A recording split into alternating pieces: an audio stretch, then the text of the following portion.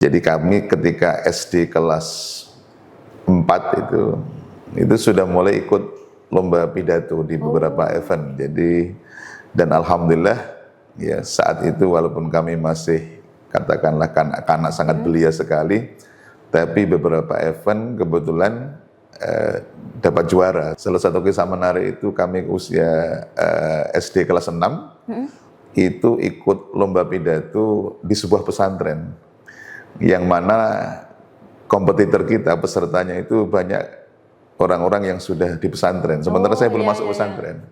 Dan waktu itu kami dapat hadiah itu kitab Tafsir Jalalain. Jadi kami belum bisa baca kitabnya itu, tapi sudah dapat hadiah karena acaranya di pesantren itu. Assalamualaikum warahmatullahi wabarakatuh. Kembali lagi bersama saya Uci Suhaibah. Kali ini di program Cerita Para Kiai. Nah, Cerita Para Kiai sendiri hadir untuk menjelaskan ataupun mengangkat perjalanan dan pengabdian para ulama di Indonesia, termasuk di Kota Batam. Seperti kita tahu, Kota Batam dikenal sebagai kota industri dan juga perdagangan. Para kiai memiliki peran penting dalam keharmonisan umat beragama yang kita tahu di Kota Batam sangat beragam untuk suku, budaya, dan agamanya. Kali ini kita menghadirkan langsung sosok Ketua MUI Kota Batam, Bapak Kiai Haji Lukman Rifai. Beliau lahir di Jember pada 20 November 1977 dan ia menempuh pendidikan agama sejak muda hingga meraih gelar Magister Pendidikan Agama Islam, seperti itu. Sejak 2021 ia juga dipercaya untuk mengemban amanah menjadi Ketua MUI Kota Batam.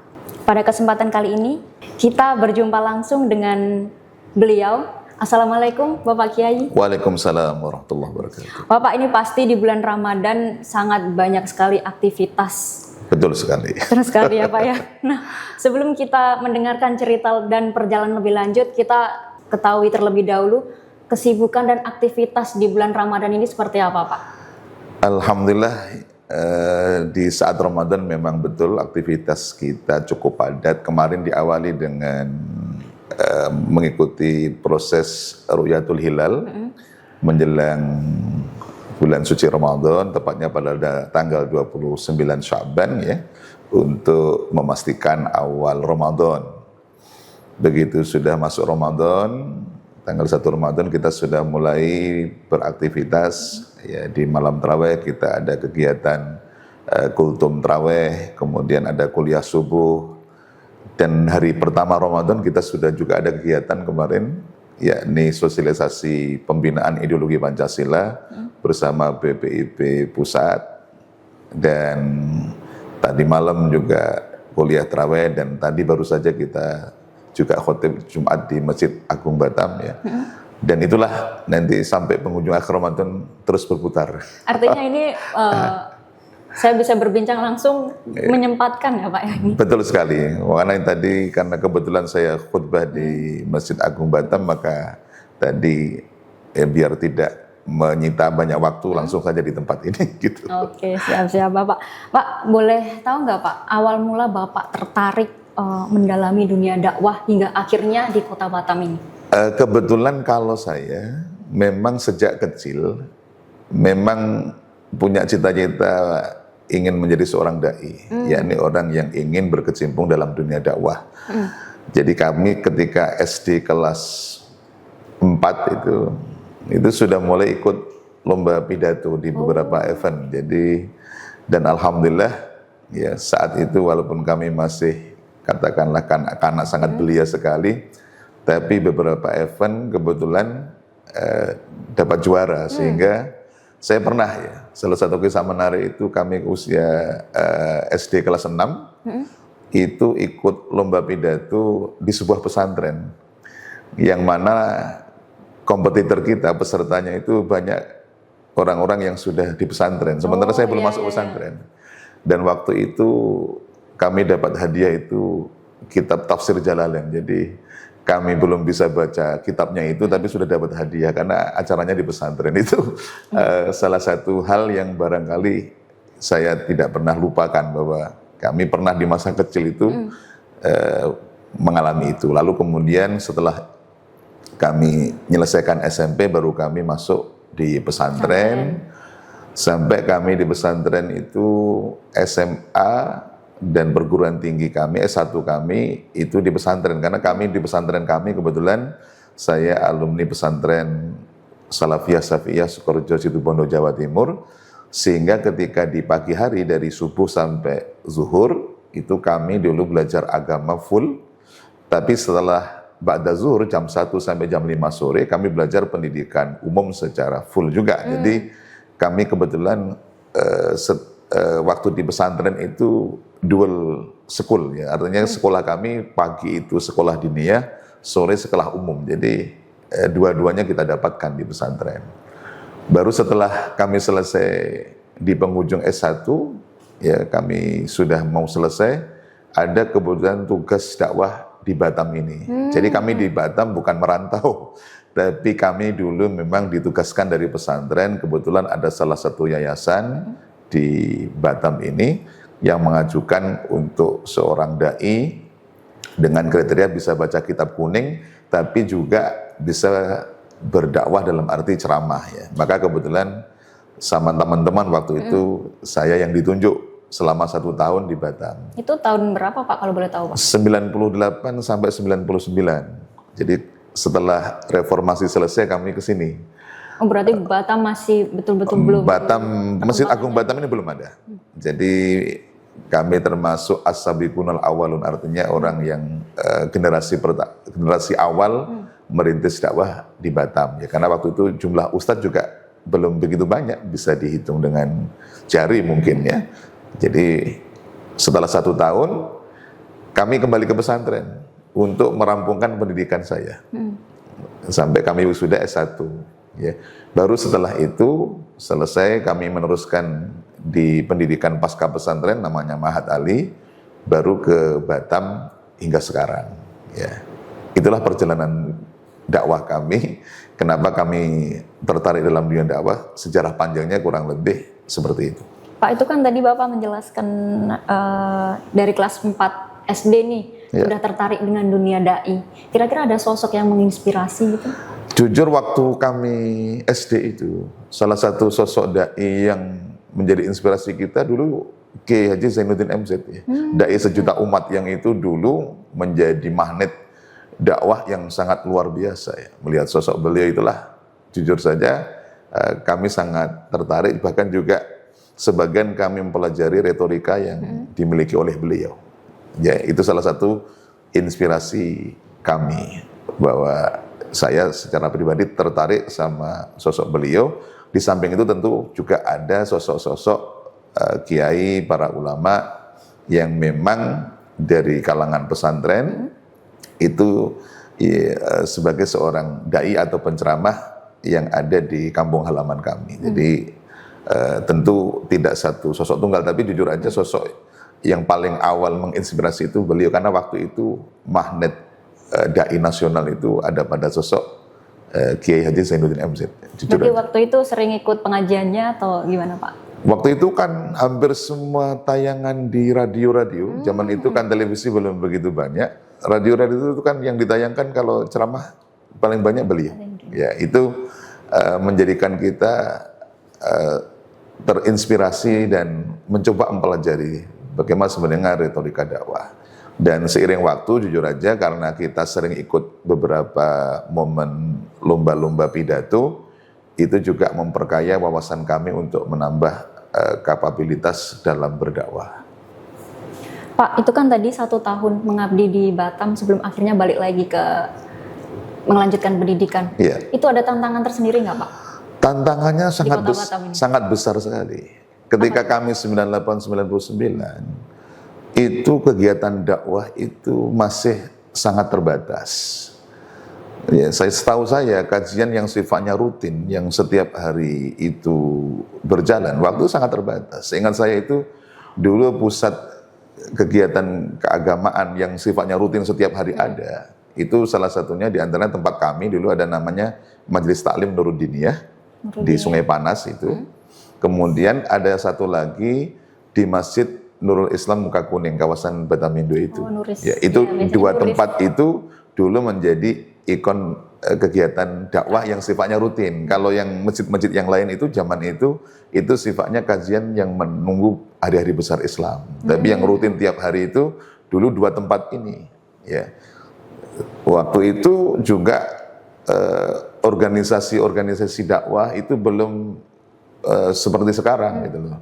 Memang sudah ada NU, ada Muhammadiyah, mungkin ada Persatuan Mubalik Batam, tapi belum begitu nampak gregetnya seperti sekarang.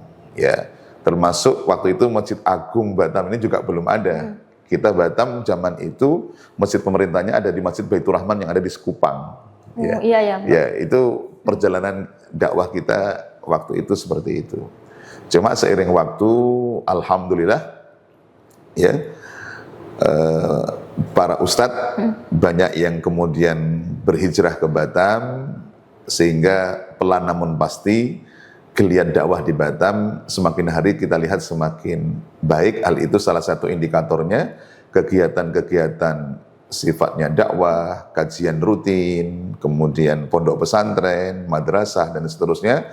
Hari ini kita lihat di Batam cukup marak, juga begitu ada event-event kegiatan besar umat Islam dalam bentuk tabligh akbar, dalam bentuk tausiah, dalam bentuk seminar-seminar. Hari ini cukup ramai di mana-mana ya. Tapi kalau zaman dulu memang itu. Dan mohon maaf, 9899 itu dunia maksiat katakanlah, waktu itu memang cukup berat ya. Artinya tidak seperti sekarang. Sekarang setidaknya sudah bisa dikendalikan atau dibatasi. Kalau zaman dulu itu ya Masya Allah ya, memang tantangannya luar biasa ya. Tapi alhamdulillah seiring waktu kita melihat Batam hari ini seperti yang kita saksikan ya.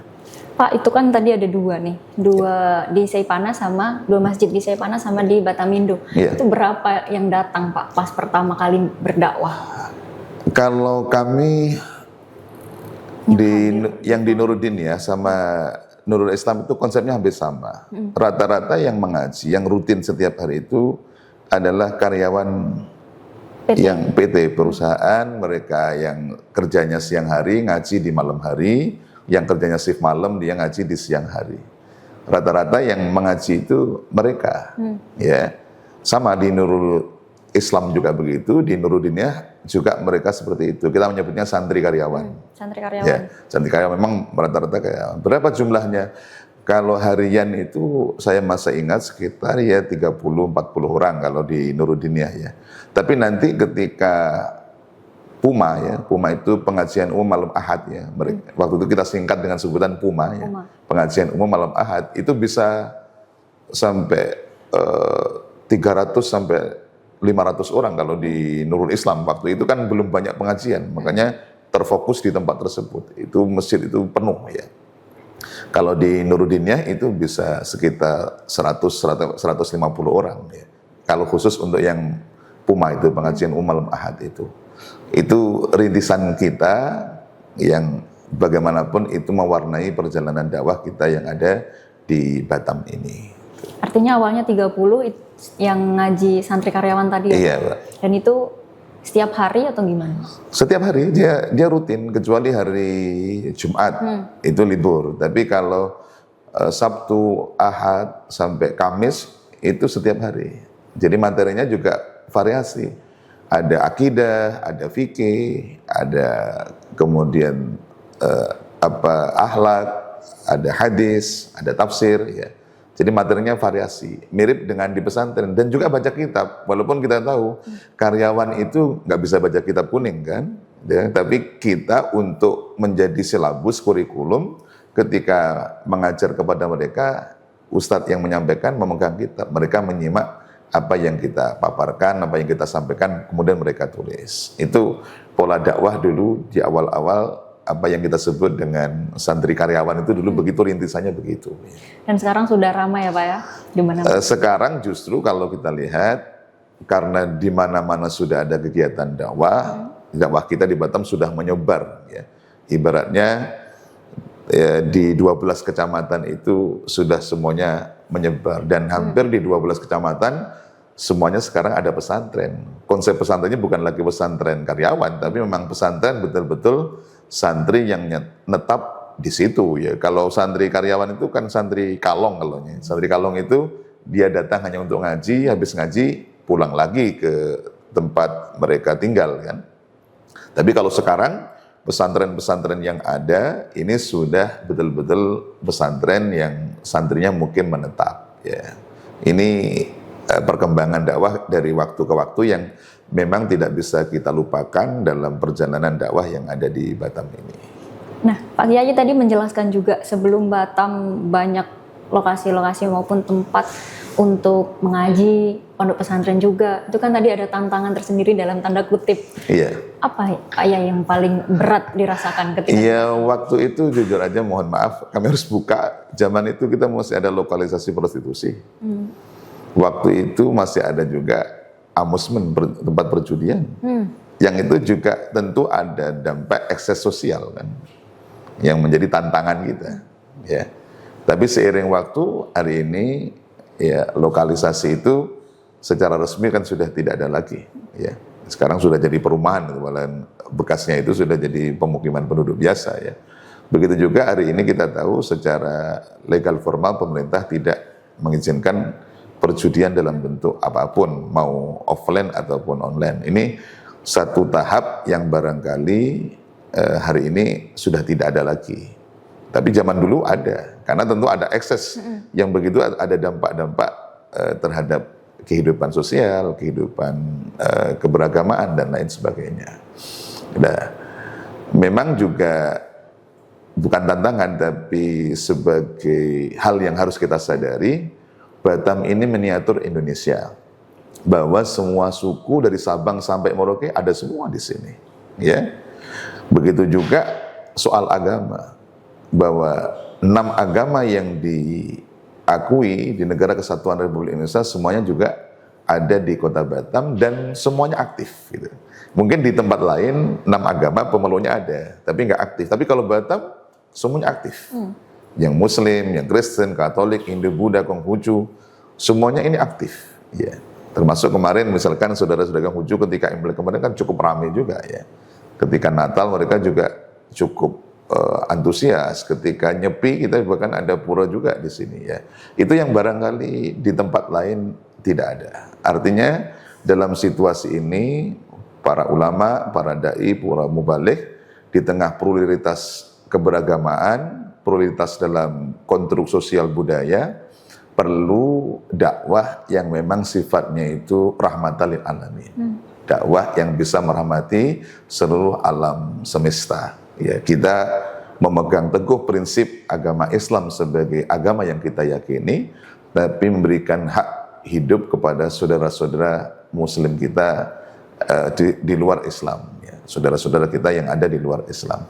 Dan itulah makanya Batam di saat itu kemudian dicanangkan sebagai Bandar Dunia Madani. Ya, ini sebuah konsep yang sesungguhnya kata Madani itu terambil dari kata Madinah. Ya.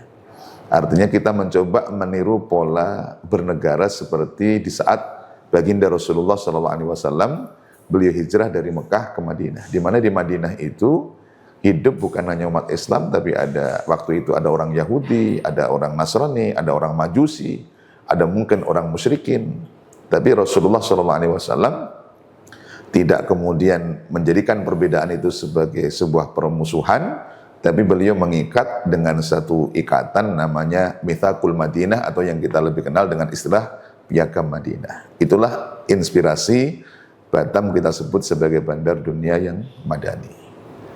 Pak, dari berbagai tantangan tadi kan saya mendengar tuh, apa sih Pak yang menyebabkan Bapak akhirnya menetap di Batam hingga saat ini nih Pak?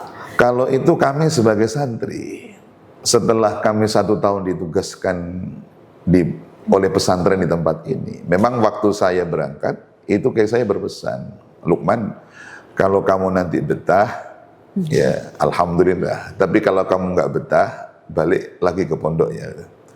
Tapi setelah kami 6 bulan di sini, kayak saya berkunjung ke sini.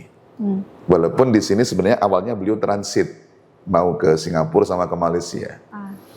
Begitu tahu situasi Batam seperti ini, ya beliau merangkul saya sambil bilang, Lukman, kamu tidak usah balik ke Jawa lagi. Kamu harus tetap di sini. Karena di Jawa itu sudah banyak kiai katanya.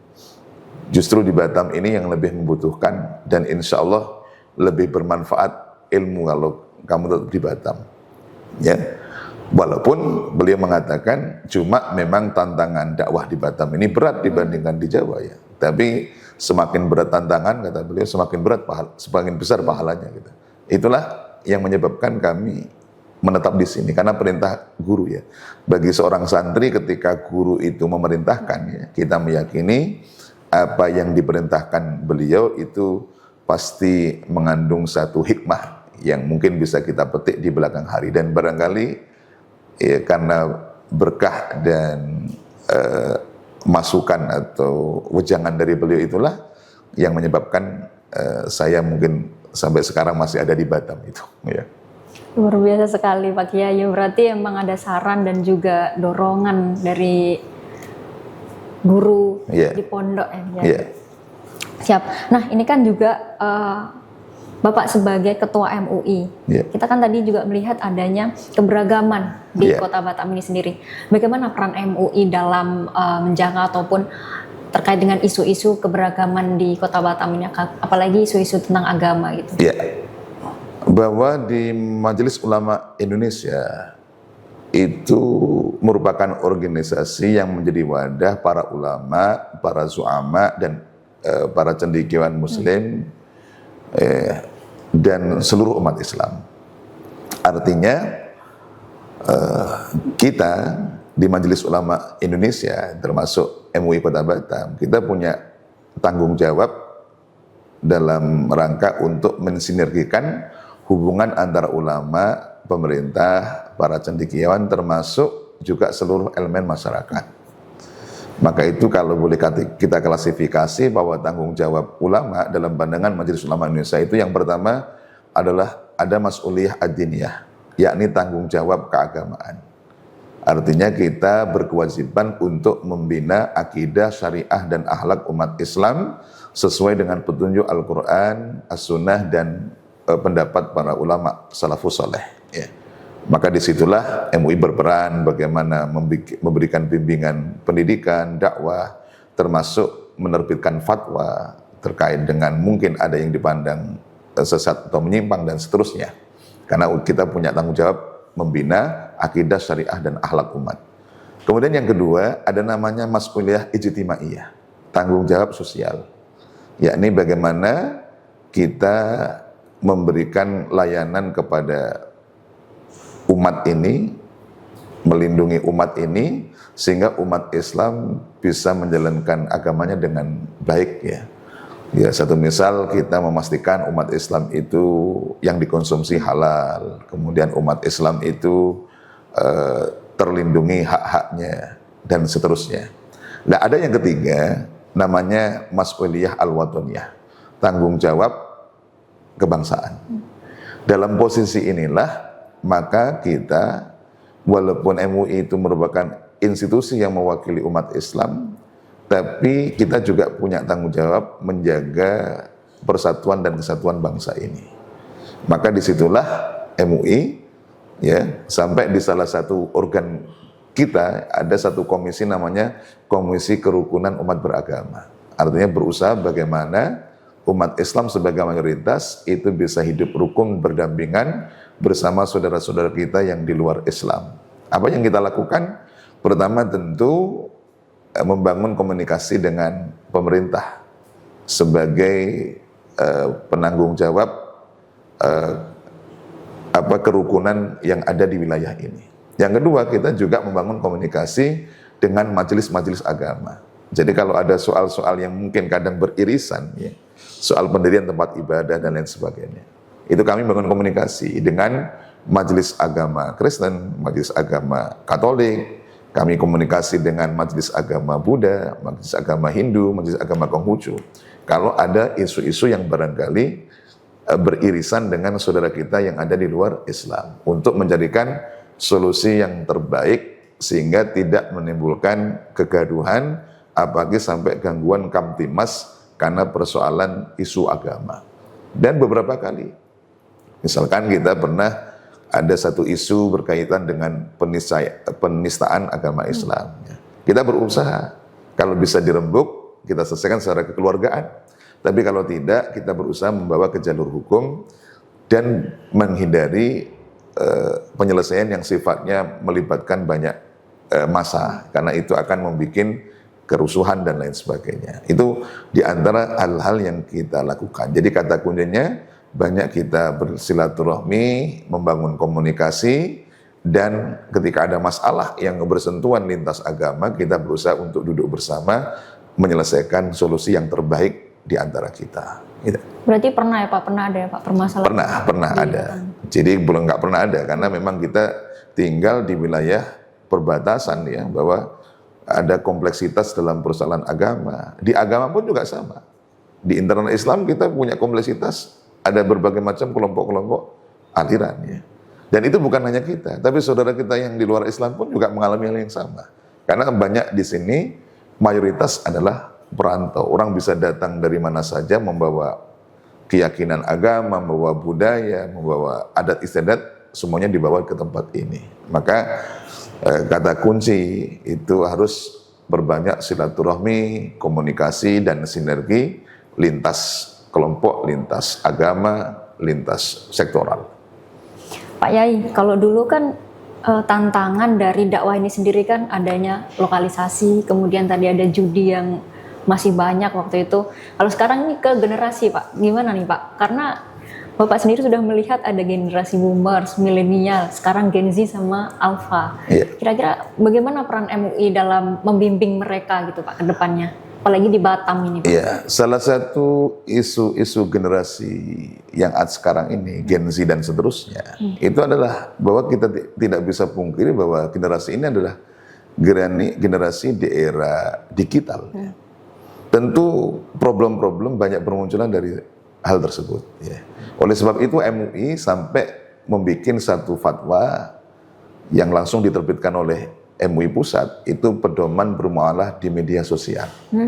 Karena hari ini banyak problem itu dari situ. Orang membuli lewat medsos, orang menyerang orang lain lewat medsos, orang memfitnah lewat medsos. Bahkan, mohon maaf, perjudian yang dulu itu bersifat offline, hari ini sudah ada namanya judi online. Judi online, iya. Dan ini perputarannya ternyata lebih dahsyat. Data yang kita miliki melalui PPATK kemarin dan juga yang dilaporkan oleh OJK, ini juga menjadi tantangan kita hari ini. Ya, judi online juga pinjaman online yang ilegal. Itu juga menjadi isu-isu yang mungkin hari ini menjadi concern kita terhadap generasi muda, karena generasi muda hari ini adalah era digital, semuanya bermuara dari situ. Ya, maka hal ini yang perlu menjadi perhatian kita untuk mengedukasi bagaimana bermedia sosial yang sehat, bagaimana menerapkan era digital yang sehat. Ya, karena sekali lagi digitalisasi itu, era digital itu ibarat pisau bermata dua. Ya, kalau kita bisa manfaat dengan baik, itu akan menjadikan hal yang sangat positif dalam hidup kita. Tapi apabila hal itu tidak bisa kita kelola dengan baik, justru akan mendatangkan hal yang negatif bagi kita. Maka perlu itu menjadi konsen kita untuk edukasi bagaimana sehat dalam bermedia sosial, sehat dalam menerapkan hal-hal yang sifatnya digital. Artinya apapun perkembangan teknologi juga ya Pak Yai, kita maksimalkan sebaik mungkin untuk menyebarkan dakwah juga. Betul sekali. Oke, siap. Terima kasih atas waktunya Pak Kiai. Sama-sama. Nah, Tribuners, jadi setiap Kiai memiliki perjalanan dan pengabdiannya masing-masing. Salah satunya kisah dari Kiai Haji Lukman Rifai dari keikutsertaannya mengikuti lomba dai waktu SD, kemudian hingga penugasan sebagai santri pondok pesantren di Batam untuk berdakwah hingga menyebarkan agama Islam di Batam hingga saat ini. Dari Batam kita belajar bahwa membangun kota tidak hanya tentang fisik dan ekonomi, tetapi juga tentang nilai dan akhlak. Inilah cerita para kiai. Saya Uci Swaibah. Terima kasih. Wassalamualaikum warahmatullahi wabarakatuh. Waalaikumsalam warahmatullahi wabarakatuh. Download Tribun X sekarang, menghadirkan lokal menjadi Indonesia.